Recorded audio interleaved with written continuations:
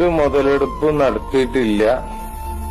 ഈ വിഷയത്തില് ആത്മാർത്ഥായിട്ട് നമ്മളെ ഒരു ജോലിക്കാരന് വേണ്ടിയിട്ട് നിന്ന് ആ നിപ്പ് അവസാനം വരെ നിന്ന് അവന്റെ വീട്ടിലെത്തിച്ച് ഇതേ ചെയ്തിട്ടുള്ളൂ. ഇതിലൊരു ഹൈപ്പ് അല്ലെങ്കിൽ ഒരു PR വർക്ക് അങ്ങനത്തെ ഒരു കാര്യം നമ്മളാരും ചെയ്തിട്ടില്ല.